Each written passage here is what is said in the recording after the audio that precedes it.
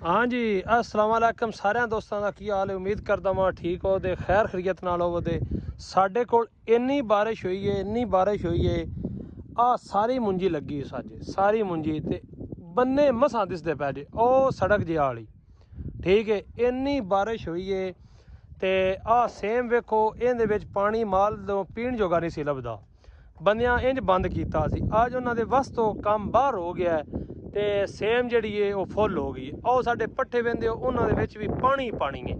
ਇੰਨੀ ਬਾਰਿਸ਼ ਹੋਈ ਏ, ਮੇਰੇ ਅੰਦਾਜ਼ੇ ਨਾਲ ਜ਼ਿੰਦਗੀ ਦਾ ਰਿਕਾਰਡ ਬਾਰਿਸ਼ ਹੋਈ ਏ। ਇਹ ਜਿਹੜੀ 2014 ਚ ਬਾਰਿਸ਼ ਹੋਈ ਸੀ ਨਾ ਸਾਡੇ ਇਲਾਕੇ 'ਚ, ਇਹ ਉਹ ਬਾਰਿਸ਼ ਹੋਈ ਏ।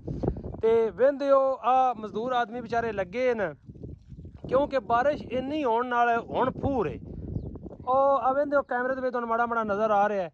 ਇਹ ਜੀ ਫੂਰ ਲੱਗ ਗਈ ਏ। ਇਹ ਵਡੇਰਿਆਂ ਦੇ ਅੱਗੇ ਖਾਣ ਨੂੰ ਜਦੋਂ ਫੂਰ ਲੱਗ ਜਾਏ ਤੇ ਉਦੋਂ ਸਲਾਬ ਆਉਣ ਦਾ ਜਿਹੜਾ ਖਤਰਾ ਨਹੀਂ, ਉਹ ਪੱਕਾ ਪੇਡਾ ਹੁੰਦਾ। ਤੇ ਸਾਰੇ ਦੁਆ ਕਰੋ ਕਿ ਅੱਲਾ ਸੋਹਣਾ ਇਹਦੇ ਤੋਂ ਬਚਾਏ, ਕਿਉਂਕਿ ਅਸੀਂ ਤੇ ਅੱਗੇ ਹੀ ਜੱਟ ਮਰੇ ਪਏ ਨੇ। ਜੇ ਉਤੋਂ ਘੁੱਟ ਆ ਗਿਆ ਤੇ ਉਂਝ ਵੀ ਰਾਂਦੇ ਵੀ ਜਿਹੜੇ ਨਹੀਂ ਉਹ ਵੀ ਜਬ ਜਾਂਦੇ। ਠੀਕ ਹੈ, ਕਿਉਂਕਿ ਕੰਮ ਜਿਹੜਾ ਨਾ ਬੜਾ ਖਰਾਬ ਹੋ ਗਿਆ। ਵੇਖੋ ਮਾਲ ਦੀ ਨਾ ਕੋਈ ਹਾਲਤ ਹੈ, ਨਾ ਕੋਈ ਬੰਦਿਆਂ ਦੀ ਹਾਲਤ ਹੈ। ਜਿੰਨੀ ਬਾਰਿਸ਼ ਹੋ ਗਈ ਹੈ ਤੇ ਮੁੰਨੀਆਂ ਡੁੱਬ ਗਈਆਂ ਨੇ।